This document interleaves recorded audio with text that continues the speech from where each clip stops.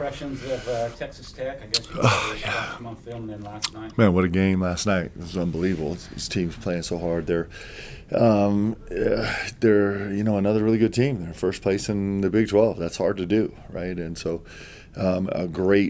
clearly a great college environment. That are dangerous at every position, and it's going to be an incredible challenge for us.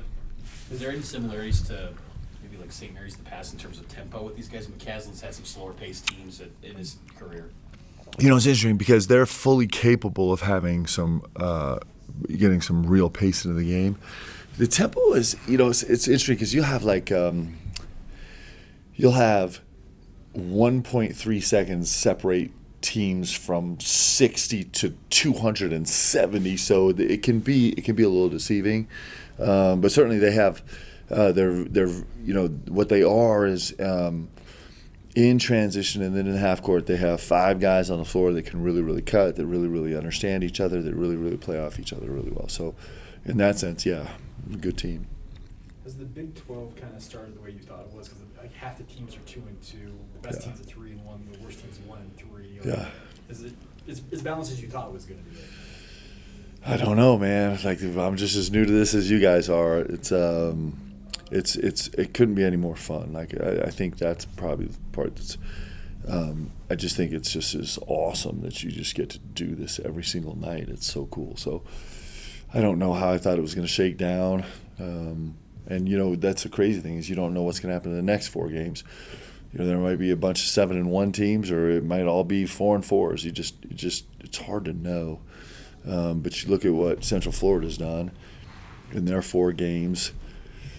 I don't know how you illustrate parity any better than they've done, and what Johnny's been able to do with that group. So it's fun. Is this you played the 7-man rotation pretty much until the lead was in hand? Is that sustainable, or especially on the road, or? I'm hoping to get it down to 4. If I could just get it down to a 4-man rotation, we'll really be talking. I don't know. I have no idea what's sustainable or not, really. It's interesting as you kind of do general anecdotal kind of recaps on some teams that have been really successful there, like Liv at 7 and 8 the whole season, and more rare actually as teams that go 10 or 11, especially as the season. A lot of teams go 10 in the non-conference and then pare it down to 9 or 8 or 7 in the conference. What we know for sure is that. We have 16 players on our roster, and every single one of them is necessary. And so everyone's going to have their moment and their time when they have to go win a game for us. And that's proven out to be totally true, right? I mean, if you just look at our 3-5 men, right, they've all been called on to be the guy. And we've shuffled through 4 point guards now, and every single one of them has helped us win games. And so if we play 7 guys or 9 guys in a game, that's that one particular game. But we know that we need every single guy. So far in this season, every single guy's helped us win. So, what have been some of the early thoughts on the Big 12 schedule in terms of the Tuesday, Saturday setup? What have been some of the challenges that come with quick turnarounds and excessive travel? What's your thoughts on that? It's what we've been used to in league is we've been used to playing Thursday, Saturday, and then you kind of breeze Sunday and regroup Monday and kind of get back to scout work on Tuesday. So you have this built-in break. This deal just doesn't stop. It's so good. I love the Tuesday, Saturday. I love it so much because it's just there's no Sunday, Monday breath time. It's and I don't know. I dig it. I dig the whole thing. It's pretty cool. It's interesting for us because every Tuesday game is just a full 1-day prep. Because we don't do any work on Sunday, and so. But I don't know. It worked this Tuesday, so hopefully it keeps working. Coach, You said the other day you shut down Dawson Baker. Yeah. The surgery. What about Marcus? Yeah, we're still trying to figure out Mark's just got a little kind of little aches and pains that he's trying to work through, and so we need him. We'd love to get him rolling, and we're just trying to piece them together right now. Coach, what makes Richie Saunders so competitive? He goes for what makes Richie Saunders Oh. so competitive. Every rebound, Yeah. takes the best guy on defense. He's just a problem for the other team. Yeah, like how can you not love Richie Saunders, right? He knows one speed. Like we say that about guys, but he literally only knows one speed. For good and for bad. Like, he picked up 2 fouls on 22 shooting the ball last game, almost back to back, and it was just like because he just can't slow it down. He can't turn it off. I take that problem every single time. Like, he's really special. He just you talk about a guy that vomits his whole heart and soul out on the floor every single game. It's pretty cool. And there's no coach in America that would not do anything they could to have Richie Saunders on their roster because he just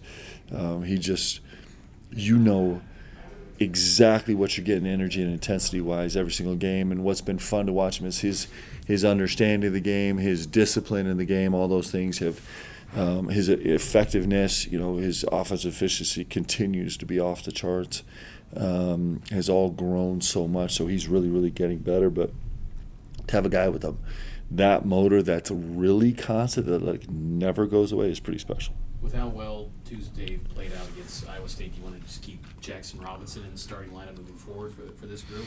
I don't know. We'll see. Like I'm not I think probably players and families worry more about starting lineup than we do. For most of the season, Jax was coming off the bench and was playing the most minutes and had the most shots and all the stuff, right? And so, and coming off the bench, he worked himself into the mid-first round of some draft projections, and that was all coming off the bench. And so, I don't know. I think I just there's so many little pieces of nuanced conversations that go into kind of rotations and how you do things. For example, we've had this a lot our first few years here where we're kind of rotating through a starting two that would move to the point guard position, where we had to play our starting two, probably get him out by the first media so that he could go in fresh at the point, the second media, because you didn't want him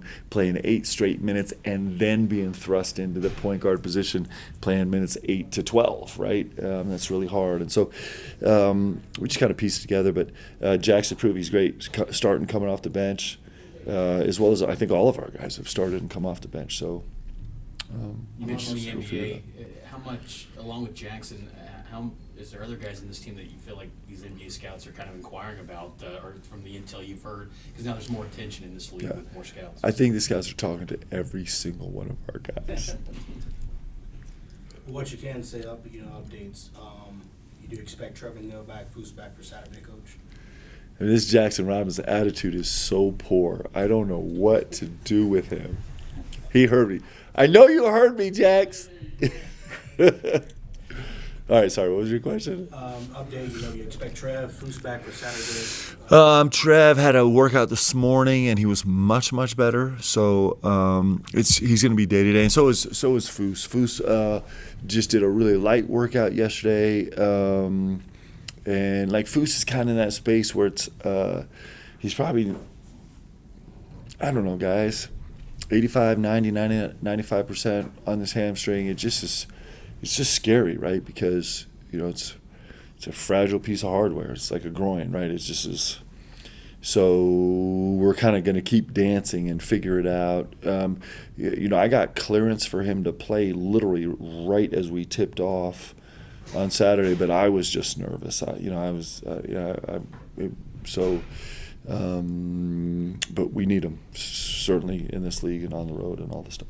No, you're right in the middle of it, but when you look back at where your team's progressing defensively from last year, where does your mind go when you think about that? Number one, communication. And I know that sounds trite and it's like a soft skill and all the stuff, but it is like the heart of us defensively. And that has been, we've talked about that a lot, like all of us together have talked about it a lot, but that's the easy number one for me. is just our guys' willingness to kind of talk in real time, to talk on the bench, to scheme personnel as they're walking to the free throw line, to huddle up every single time. This constant kind of dedicated communication is really important. And so that would be number one. But there's a ton of facets. I mean, Coach Fennell kind of barged in my office and was like, I'm not letting you do any more defense. You're not good at it. I'm going to take this over. And that's been really successful for us. And, Coach Robinson and Cody had the full scout last game, right? He was doing offense and defense. And Colin Terry, that group has been working really, really well together. And we've had guys step up. Noah Waterman last year was a little bit of a sieve defensively by the numbers, and he's spent most of the games being our best, most versatile defensive player on the floor. That's incredible for a top 10 defense in the country. To have it be built on things like that, it's pretty cool. We've had so many guys grow. Trevin Nell has been an incredible example. Like Trevin would get mad if I say this, but there were times when sometimes he was he was on the floor because he could make shots, and now he's spent a lot of time being on the floor because he's one of our, if in a lot of games, our best defensive backcourt player. And but yeah, like if I had to capture it, I'd say this communication deal, which has been super intentional on our guys' part, has been really fun. Where do you feel like Dallin? You kind of gave us some praise on Tuesday for his play, but just the biggest area of growth you think to this point for Dallin this far? I don't know. I just think his ceiling's pretty high, and he's not gonna. We grow in fits and starts. Like that's just the way we do it. We grow in fits and starts. Very, very rarely do we see a guy that just was like got better every single game in every single facet in every single way, and it's really fun to see him. Take a jump forward, and then certainly there's going to be some regression and a jump forward and regression. But his I'm telling you guys, like his performance with the ball in his hands, aside from the 2 times he tried to force feed a Tiki a catch at the high post against the 1-3-1, it was really magical. It was elite level stuff, and we're going to go to Texas Tech or play Houston or whatever, best defensive teams in the country, and we're going to cough it up and not look great sometimes. But like he dipped his toe in a space that was new, and he's going to go back there a lot, and that's really exciting. Like that's super exciting, guys. Like talk about making my heart feel good and me sleep good at night. Like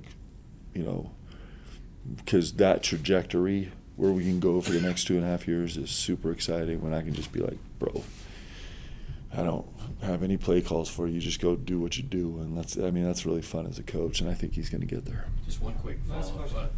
Can you describe the work that he put in the offseason? Because it feels like his body looks like his body's kind of changed completely. Yeah. He's pretty relentless. He's a late. He's probably the guy I have to kick out of the gym the most. And he kind of takes everything seriously. We have the squad is giving us 2 now lectures on sleep, and so Dallin is like monitoring his sleep and he's monitoring his wake time, and he's got the best strength coach, rehab basketball guy in the world in Michael Davey, and he's like attached at the hip, like he can't get enough, and he's implementing everything that that Mike is giving him, and so he's putting in a ton of work, and like I said, growth is fits and starts. It just is. We all wish it wasn't, but it's actually super exciting when you capture it in just a moment, and we got to do that on Saturday. Thanks, guys. Appreciate you.